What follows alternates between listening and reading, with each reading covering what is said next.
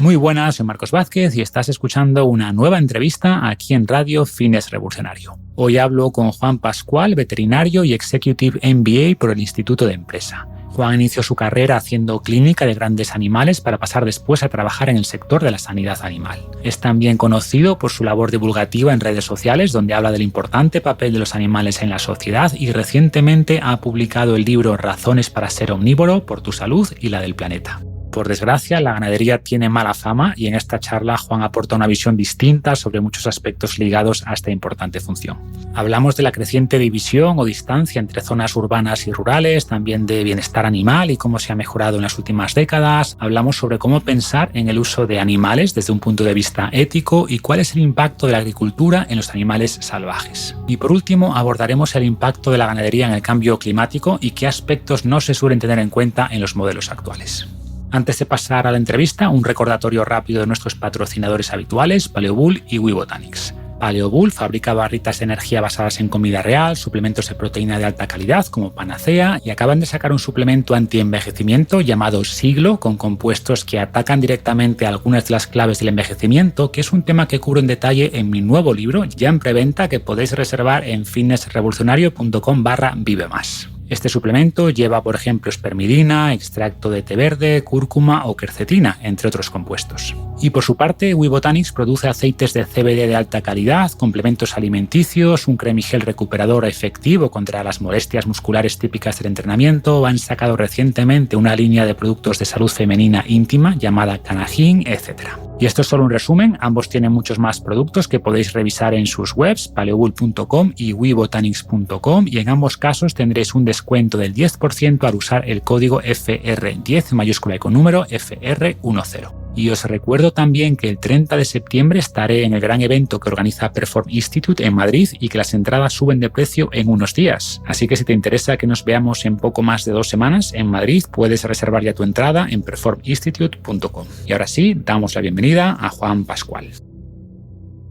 Bienvenido al podcast, Juan. ¿Cómo estás? Muy bien, muchas gracias por invitarme. Gracias a ti por aceptar. Creo que es un tema, como decíamos, ¿no?, que despierta bastantes pasiones, que genera mucha controversia, que es la ganadería. Bueno, ganadería o el uso de animales en general, ¿no? Y vamos a intentar abordarlo de manera objetiva, con ciencia, sabiendo que hay aspectos también éticos que son más subjetivos, pero intentaremos al menos dar otros argumentos o formas de enfocar el tema de manera más global. Y se plantea al principio del libro que la ganadería parece tener mala fama últimamente y que parte del problema es que la humanidad nunca ha estado tan lejos de los animales que la alimentaron durante milenios, ¿no? Es así, en el mundo occidental, porque evidentemente la ganadería no está mal vista en Etiopía o en muchos lugares de América Latina, ¿no?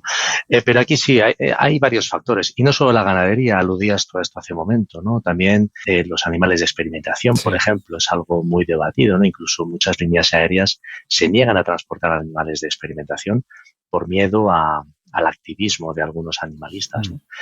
Lo que ha generado problemas por ejemplo, en las universidades de Canarias, porque no pueden disponer de animales para sus animalarios.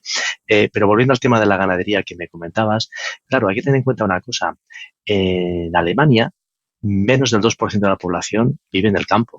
En España, dados de alta de la Seguridad Social, entre ganaderos y agricultores, tenemos como 700.000 personas de un país de 50 millones. Entonces, tenemos realmente muy poquita gente que está en contacto directo con los animales de producción. Luego hay mucha gente que tiene los animales de compañía, que son muy útiles y muy importantes también socialmente, pero evidentemente la visión que tenemos del mundo animal cuando tenemos un perro en casa está un poco distorsionada porque el perro es un miembro de la familia, una oveja en el campo no.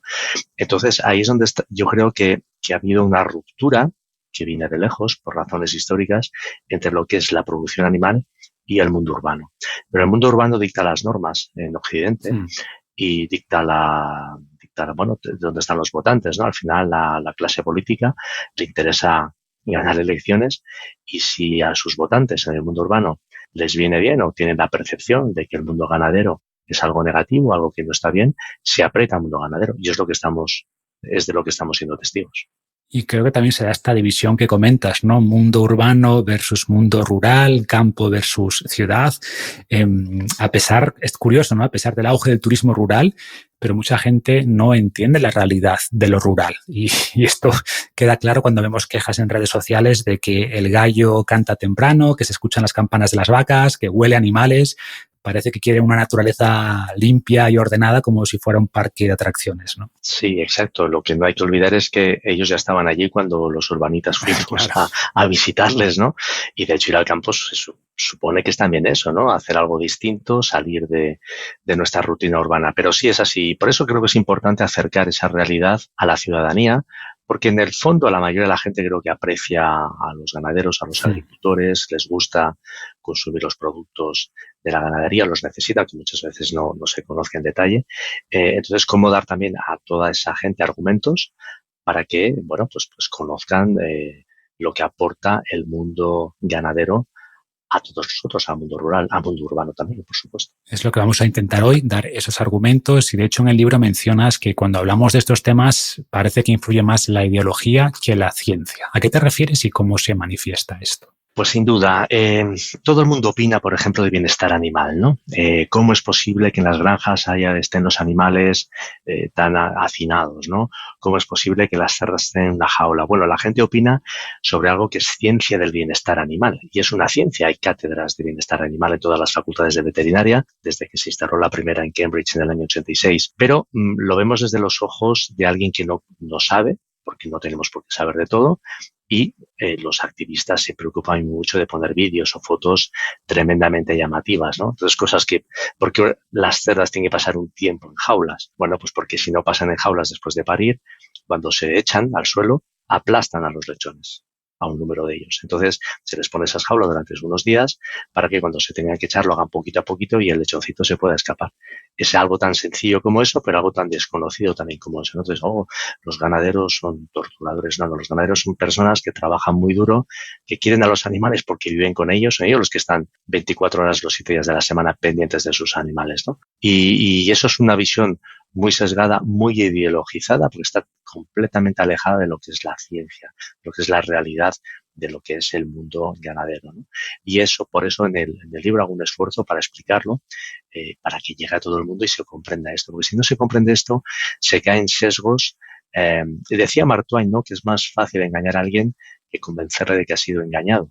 Y eso es importante, mostrar la realidad. Yo soy optimista, creo que siempre hay alguien que escucha. Siempre quiero que la gente es sensible a esta realidad. Y además que es evidente, ¿no?, que los ganaderos pues quieren a sus animales, respetan a sus animales, pero ya no solo porque empatizan con ellos y los ven a diario, sino desde un punto de vista utilitario, pues un animal enfermo, estresado, no va a ser tan productivo como un animal sano y tranquilo, ¿no? O sea, que tiene todo el sentido que hagan ese cuidado. Por supuesto, es así. Y creo que parte de esa desconexión también viene de romantizar la vida salvaje de estos animales, la vida en libertad, que suena muy bonito, pero como bien explicas en el libro, pues los animales salvajes llevan vidas bastante difíciles, ¿no? O sea, la naturaleza al final puede ser mucho más despiadada que una granja, ¿no? Lo es, siempre. De hecho, sobrevivir en la naturaleza es extremadamente complicado. Los lobos, por ejemplo, que tienen un ratio de supervivencia a sus cachorros, hablo de memoria, porque está en torno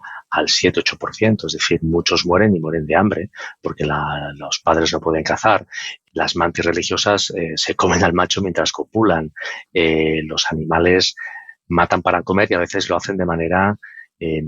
si el animal es pequeño, indefenso, no lo matan, se lo comen vivo. Les preocupa que una cebra les dé una coz, pero si es un potrillo de cebra, pues como la coz no les va a hacer daño, pues no se toman el tiempo de matarla. Es decir, hay muchos ejemplos que demuestran que la naturaleza es terriblemente dura, ¿no? Y una vida en la granja es, por supuesto, siempre mejor que la vida en la naturaleza. Lo que pasa es que esto es un mensaje también, muy, muy edulcorado, que la vida salvaje es bonita, pero de hecho nosotros, la mayoría, los que pueden o podemos, pues vivimos en casas, con calefacción, con un espacio limitado, con vecinos, no nos hemos ido a vivir a cuevas. En cuanto hemos podido, hemos dejado las cuevas y nos hemos ido a la comodidad, ¿no? Yo quisiera poner un ejemplo.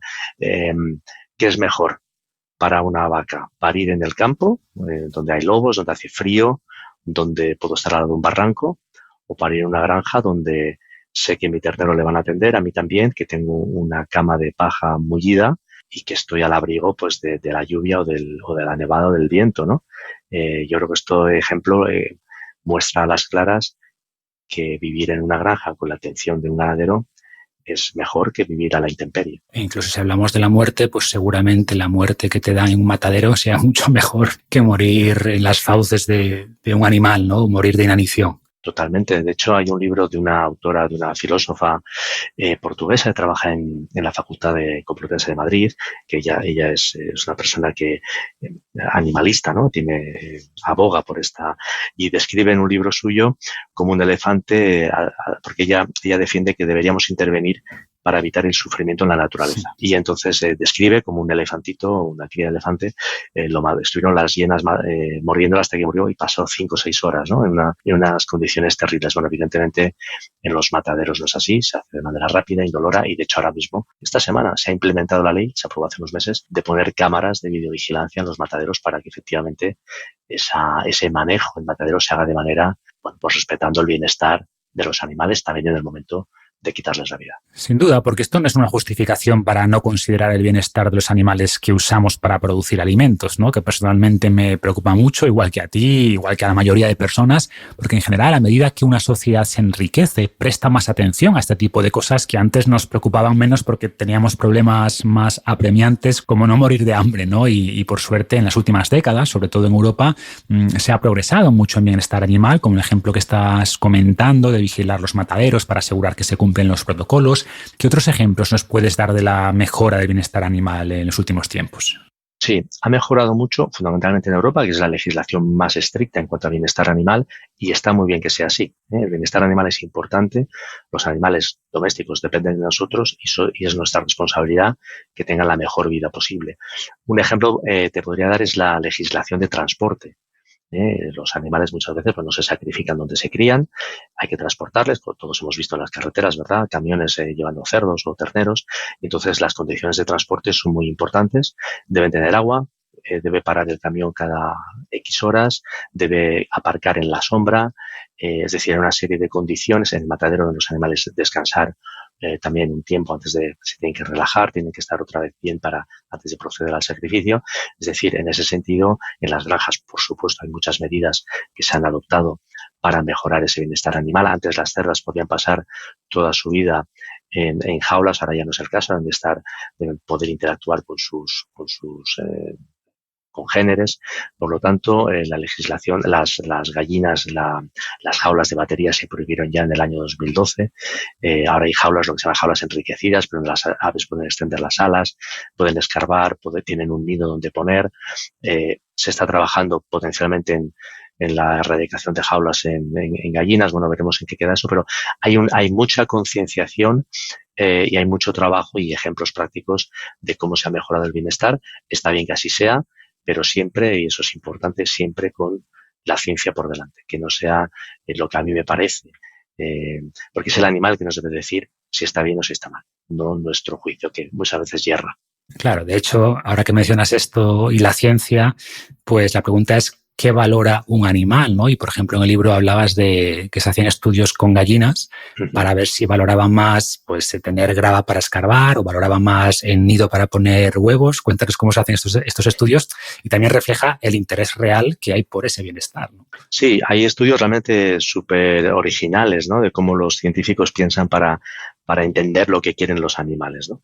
En esto que menciono en el libro, creo que era el autor Michael Appleby, una persona experta en este campo, que lo que hacía era poner unas puertecitas muy estrechas donde la gallina casi no podía pasar, ¿no? Entonces, la gallina se esforzaba más o menos y en función de lo que haya al otro lado de la puerta le interese más o menos.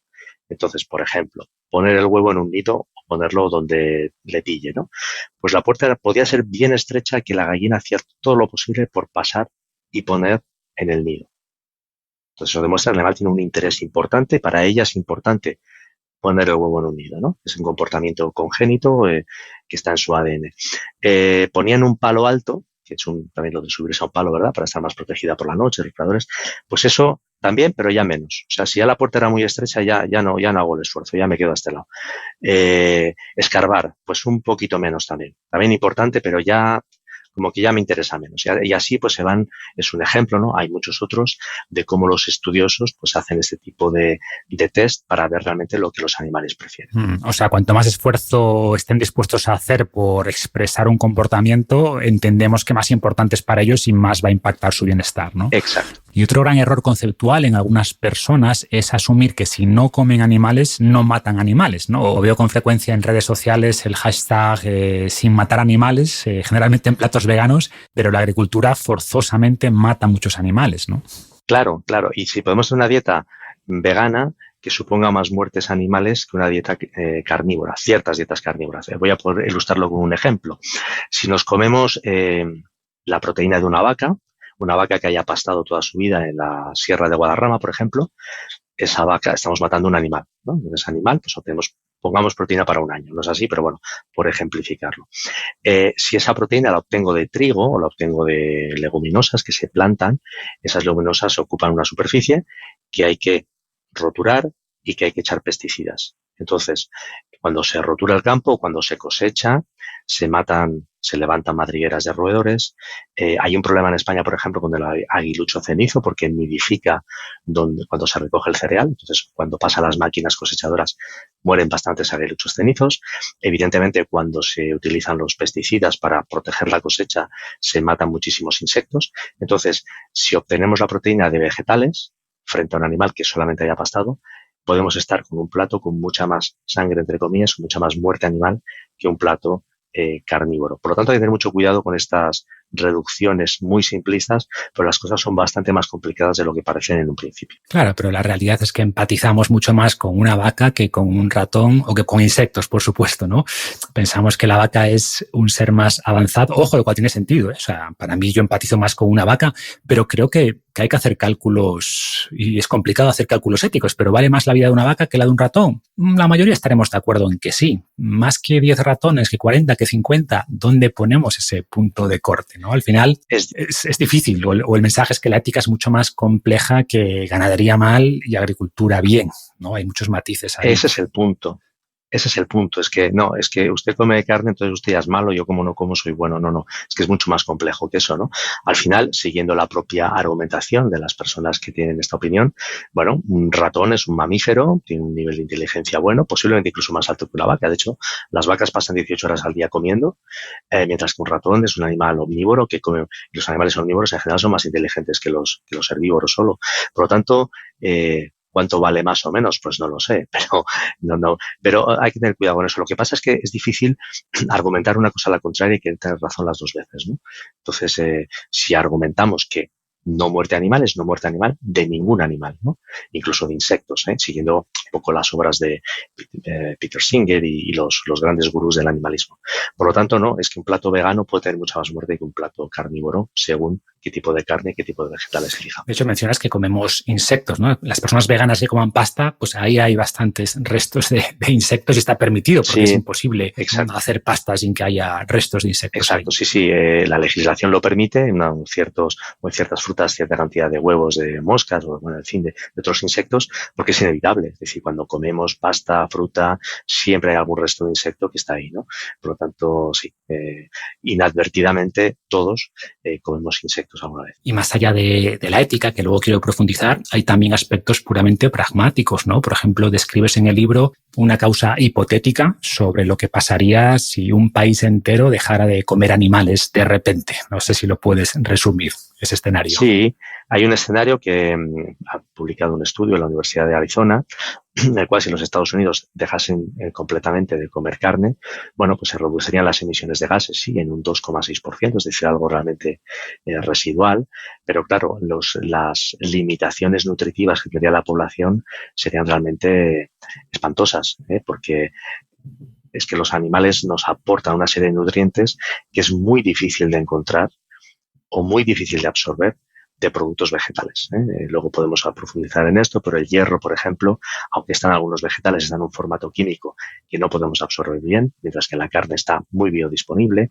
Pasa lo mismo con el zinc, pasa lo mismo con la vitamina A, con la vitamina D, con la vitamina B12, que está ausente de cualquier producto que no sea producto animal, y pasa con otros minerales, incluso con aminoácidos, la proporción de aminoácidos, etcétera, ¿no? O productos como los lácteos, que para el calcio son fundamentales, no porque esté allí, sino porque está en una manera determinada que nos permite absorberlo bien.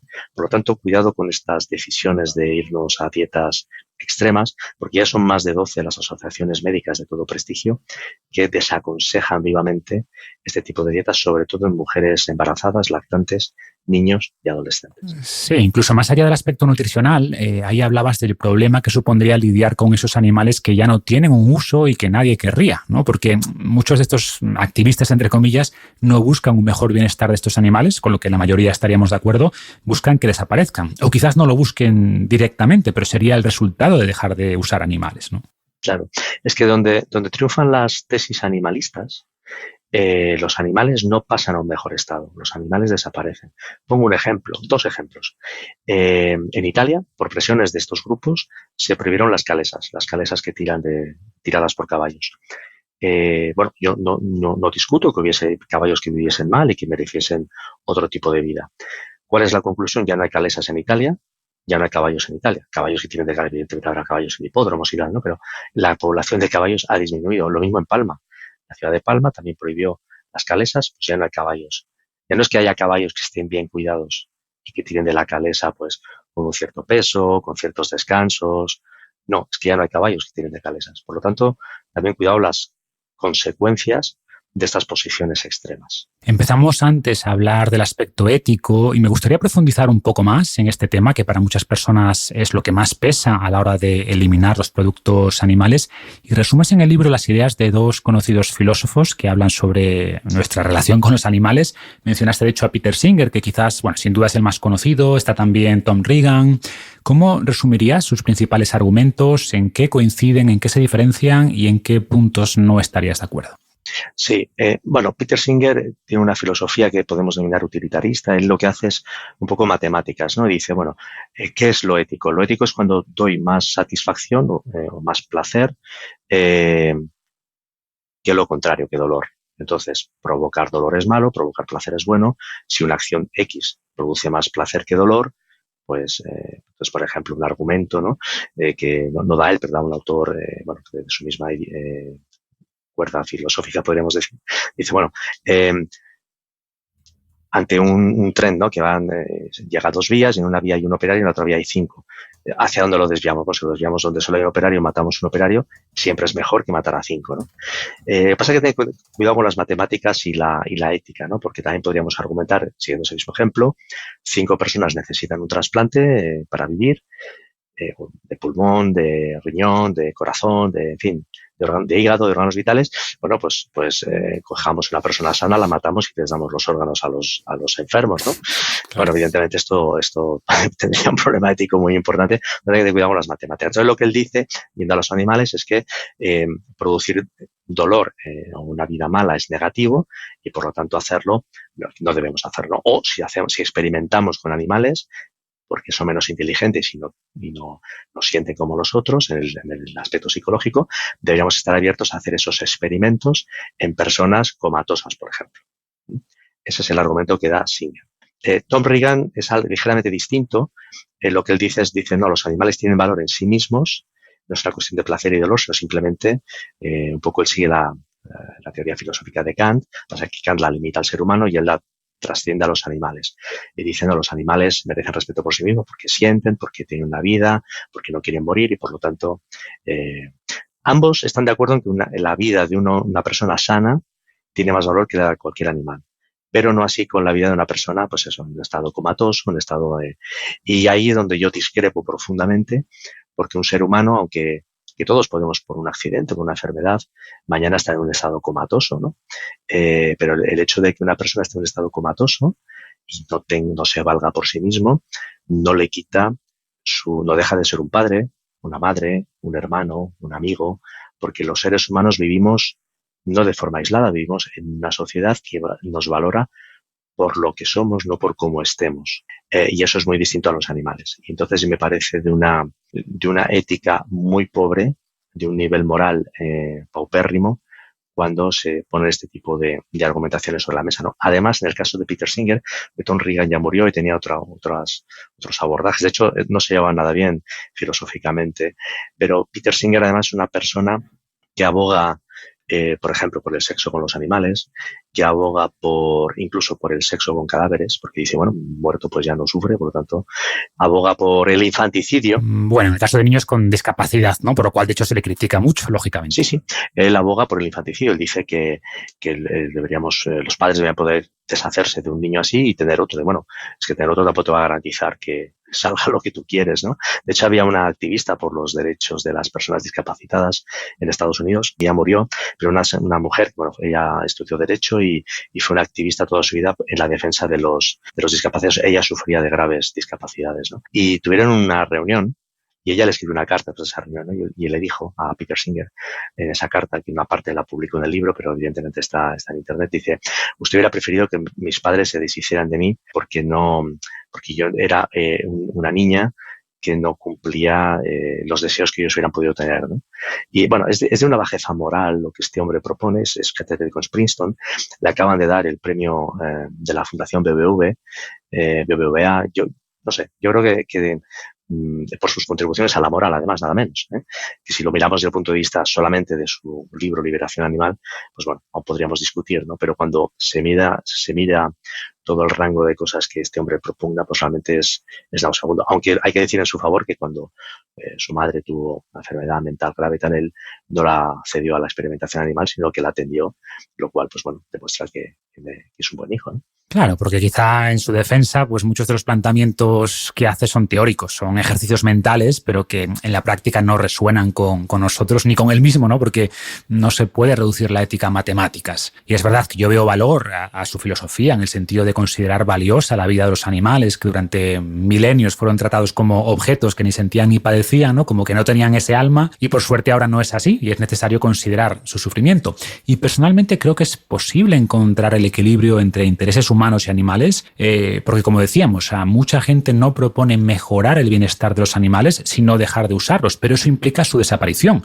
Y yo creo que si somos capaces de darles una vida digna, que tenga un valor neto positivo, sería un error privarles de eso, ¿no? Pensando de nuevo en esa vaca que puede pastar en libertad, pero estar protegida por la noche en el establo, puede tener cuidados médicos, pues aunque tenga una vida corta, porque se sacrifica en pocos años y es una vaca de carne, creo que no es una mala vida. Y en muchos casos será mejor que una vida en un entorno salvaje, donde va a ser devorada por un depredador a los 6 meses de vida, como es bastante frecuente, o morir lentamente por una infección. Ahí está un poco el debate, ¿no? Totalmente. Sí, es que es clarísimo. Yo creo que el movimiento animalista y estos filósofos hablan mucho del sufrimiento y hablan mucho de la muerte del animal, ¿no? Pero no hablan prácticamente nada del bienestar del animal o del placer que también siente el animal, ni de la vida que se le da. Es decir, porque al final, si esa vaca, ese ternero o ese cerdo ha tenido una vida, es porque al final del camino alguien lo va a utilizar. Si no, no hubiese existido, si no, no hubiese nacido. Por lo tanto, también, ya que volviendo a la filosofía utilitarista, ¿no? Ya que usa las matemáticas del placer y del sufrimiento, bueno, yo creo que es bastante obvio para los que hemos estado en granjas, conocemos, tú entras en una granja, los animales no están sufriendo, los animales pues cuando tienen hambre comen, porque pueden comer cuando quieren, están al abrigo de las inclemencias del tiempo. De hecho, las vacas, bueno, cualquiera aquí la puede ver, tiene muchos sistemas como estos que ponen las terrazas de aire vaporizado, ¿no? Para que baje la temperatura, estén más frescas, porque dan más leche también. En fin, cuando se pelean se les separa, porque contrariamente en el medio, cuando los machos luchan, ¿no? en las granjas se les separa, tienen atenciones veterinarias, en fin, que hay cosas a mejorar, sin duda, que el sector no es perfecto, por supuesto, pero que se ha mejorado mucho, que se sigue mejorando y que, como tú decías, ¿no? La vida media tiene más cosas positivas que negativas para los animales de granja, sin duda. Por lo tanto, yo creo que es ético vamos, perfectamente moral el uso de animales sea para comer, sea para experimentación y lo contrario, pues creo que genera mucho más sufrimiento a las personas pero también a los animales. Sí, yo creo que es buscar ese equilibrio, ¿no? Y haciendo también de abogado del diablo, diría que si tenemos un animal toda la vida encerrado en una pequeña jaula que no puede ni moverse ni expresar sus comportamientos básicos, seguramente esa vida tenga un neto negativo y estaría mejor no habiendo nacido nunca, ¿no? Y ahí está, yo creo, nuestra responsabilidad de asegurar que esa experiencia vital neta sea positiva, y creo que ese es el camino, ¿no? Abogar porque se siga mejorando el bienestar animal, como se ha venido haciendo, y no proponer la desaparición de estos animales. Totalmente. Además, se ha mejorado tanto. Mira, yo recuerdo cuando empecé a ejercer hace ya muchos años, iba a vacunar reproductoras cerdas en caseríos, en zonas rurales del centro de España, y muchísimas estaban, tenían muchas casas, tenían una cerda, solamente una, era para la familia, la tenían en un sótano sin agua, sin luz, con los excrementos de todo el año. Hoy día eso sería completamente inaceptable, afortunadamente, ¿no? Entonces, en las granjas el nivel de atención, de cuidado, de limpieza es muy superior al que teníamos en las cochiqueras de hace 40 años en cualquier pueblo de España, ¿no? Y eso está muy bien que sea así. Es decir, yo insisto en lo que decía antes, ¿no? Los animales domésticos son nuestra responsabilidad y deben estar bien atendidos, ¿eh? Y hay que seguir trabajando para encontrar formas que sigan estando bien. Ahora, siempre dentro de un equilibrio. La sustentabilidad es un equilibrio, ¿no? También las granjas, ¿no?, tienen que ser financieramente sostenibles, si no, las cierran, ¿no? Entonces, hay que encontrar qué aportan a la sociedad cuando podemos comprar carne a buen precio, ¿no? Mi madre nació poco durante la Guerra Civil, y ella recuerda cuando era una niña que comer pollo era un lujo, ¿no? Comer pollo se comía en Navidad. Bueno, hoy día el pollo lo tenemos al alcance de cualquiera, y eso está muy bien en el mundo occidental, insisto, ¿no? Eso está muy bien. ¿Qué valor tiene eso, no? Estar bien nutrido, el poder desarrollar tu cuerpo, tu mente, porque no te falta ningún nutriente. Eso también es muy importante. Claro. Y el último punto que quería tocar es el impacto medioambiental, donde también se culpabiliza con frecuencia a la ganadería, pero es importante poner los datos en perspectiva para entender realmente lo que implica, ¿no? Y antes nos dabas ese dato de que si eliminásemos toda la producción de animales se reducirían los gases de efecto invernadero poco más de un 2%. ¿Qué más nos puedes contar aquí? Sí, vamos a ver, la ganadería, como toda industria, como toda acción humana, tiene un impacto en el medio, es inevitable, ¿eh? Desde el momento que entramos en un terreno para construir con una azada, estamos alterando el medio, ¿no? Entonces la ganadería no está fuera de esto. Según el último dato que ha publicado la FAO hace como 3 o 4 semanas, de todos los gases que se emiten en el de efecto invernadero en el mundo, el 11.2% le corresponde a la ganadería. Es un dato que varía, porque esto es la ciencia del clima, pues, y es importante ir a las fuentes de autoridad, porque si no cada uno opina, y en cuestión de gases de efecto invernadero es el panel intergubernamental para el cambio climático, que para los temas ganaderos bebe de las fuentes de la FAO, ¿vale? Entonces la FAO es la fuente de autoridad en esto, 11.2%. No todas las especies es igual, hay especies como los rumiantes que generan más, y ni todas las geografías son iguales. En Europa estamos en torno al 5 o 6% de emisiones.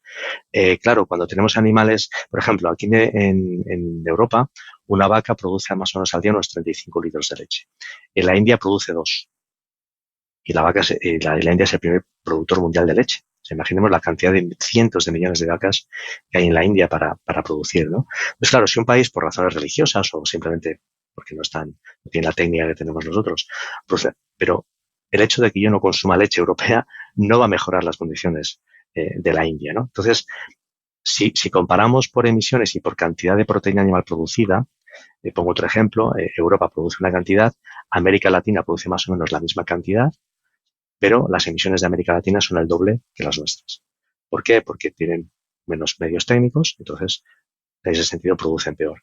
Por eso cuando hablamos de las emisiones, hablar de emisiones globales o de especies, los cerdos, por ejemplo, sus emisiones globales son del 1,5%, los pollos están en torno al 1%, la acuicultura está en torno al 0,6%. Entonces, cuando hablamos de carne o pescado y emisiones, ¿de qué estamos hablando? ¿De un pollo, de una vaca, de leche? Entonces, ¿de dónde? ¿De la India, de Brasil o de la comunidad de Galicia, ¿no? Por eso hay que tener mucho cuidado, pero por lo que nos da la ganadería, que nos da alimentos, nos da medicamentos, nos da abono, el nivel de emisiones que tiene es relativamente reducido. Y además tenemos técnicas que ya se están aplicando para reducirlo todavía más. Y además, como siempre, la forma en la que se presentan los datos o cómo se plantean esos modelos influye en las percepciones, ¿no? Por ejemplo, mencionas en el libro que se penaliza mucho a la ganadería en los modelos actuales por el tema del metano, cuyo impacto se contabiliza como 28 veces mayor al del CO2, pero esto es muy engañoso por la vida media de cada gas, ¿no? Exacto. Si cuando hablamos de los animales, hay que tener en cuenta lo siguiente, vamos a ver, ¿de dónde sale el metano que echa una vaca? Por los eructos. Siempre lo digo, la gente habla de ventosidades, no, es por los eructos. Entonces, ¿de dónde sale ese gas? Sale de la hierba que se ha comido.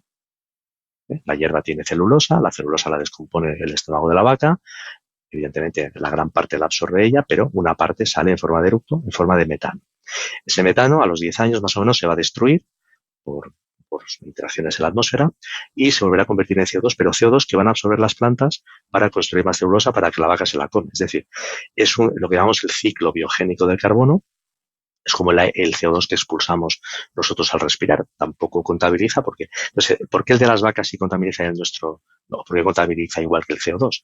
Esa es una discusión también que está en el IPCC, porque aunque sea la fuente de autoridad, también se puede discutir lo que digan, ¿no? Y ahí se piensa que si se contabilizase de otra manera, no con los 28 por los 100 años, ¿no? Sino menos tiempo de vida media del metano, los datos serían distintos. Otro dato, por ejemplo, que el IPCC, si en un terreno está silvestre, ¿no? Y hay corzos, esos corzos emiten metano, o esos bisontes. Si los bisontes desaparecen y vienen las vacas, ahí se contabiliza, porque los bisontes son naturales, no son antropogénicos, mientras que las vacas sí. Bueno, pero las emisiones son las mismas. Entonces, si corrigiésemos eso, también se reduciría mucho las emisiones. Luego las vacas, es otro tema que se está estudiando, es la fijación del carbono al suelo, ¿no? Cuando, con sus deposiciones, con los cadáveres, en fin, al cabo del tiempo de estar en los pastizales, y porque comen hierba, y la hierba, al ser comida, crece más rápido, absorbe más carbono. Entonces, el ganado rumiante también, de hecho, hay un estudio reciente de la Facultad de Extremadura y Córdoba, donde demuestran que ciertas formas de producción de vacuno es más la fijación de carbono que las emisiones. Por eso hay que tener mucho cuidado, o sea, ir a posiciones extremas cuando primero se desconoce mucho y luego lo que sabemos es que las emisiones son realmente, frente a lo que nos dan, algo realmente relativamente pequeño, pues creo que es muy importante también ponerlo en valor. Esto lo comentamos aquí en el podcast con Pablo Manzano, que seguro que conoces, y hablamos, por ejemplo, de los animales salvajes que han sido reemplazados en muchos casos por los domesticados, ¿no? Antes había, por ejemplo, millones y millones de bisontes en Estados Unidos que emitían muchísimo CO2, pero estos animales, como el ganado actual que pasta, hace también de sumidero de carbono, es decir, quita carbono de la atmósfera, pero esto no se considera en los modelos actuales, y si se hiciera, el impacto real sería mucho menor, ¿no? Sería menor, no se contabiliza, por ejemplo, que el ganado evita incendios forestales.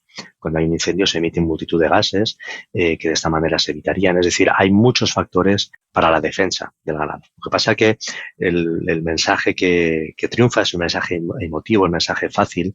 La ciencia a veces no se puede meter en un titular, ¿no? Y en ese sentido, también fue una de las razones por las que quise escribir el libro, ¿no? Para intentar llevar este mensaje a la sociedad, a la gente que no conoce el campo, pero que pues, se le ha hecho un hijo vegano o de pronto tiene esta discusión con su cuñado, por decir algo, pues bueno, que estemos formados y podamos tener una discusión o una conversación, mejor dicho, con argumentos y bien formada, ¿no? Exacto, porque si no analizamos bien los problemas, podemos seguir los pasos de países como Holanda, ¿no? Que ha cerrado muchísimas granjas, ha matado muchísimos animales para cumplir los criterios de la Agenda 2030, que, ojo, plantea cosas importantes como la sostenibilidad, por supuesto, pero hay que usar modelos que reflejen bien la realidad, porque si no vamos a tomar malas decisiones que tendrán un efecto perjudicial, ¿no? Vuelvo al tema de la ciencia, ¿no? Es que la clase política, y hablo de clase política en general, porque no es un tema de izquierdas o derechas. El gobierno holandés que tiene esa propuesta, aunque ahora van a ir a elecciones, ¿no? Es un gobierno cuyo primer ministro es conservador. El gobierno de Irlanda recientemente proponía, parece haberla metido en un cajón, pero sacrificar 200.000 vacas para el cambio climático, y es un gobierno conservador. Aquí en España, pues bueno, estos planteamientos animalistas están más en la izquierda, pero Le Pen, por ejemplo, en Francia tiene muchos puntos animalistas en su programa. O sea, no es un tema de derechas o izquierdas, es un tema que tenemos que convencer a la sociedad de esto, ¿no? Y realmente hablabas del tema de Holanda, ¿no? Cómo se toman estas decisiones tan alejadas de lo que es el criterio científico. A mí eso es lo que me da más pena, porque hay datos de organismos neutros, internacionales, hay muchos peer review, hay mucho por hacer, Evidentemente tenemos que mejorar el medio, pero es que el ganado, por ejemplo, una parte muy importante de las emisiones, más o menos lo mismo que el ganado, en torno al 10%, es el desperdicio alimentario. El ganado recicla muchísimas cosas que de otra manera se desperdiciarían.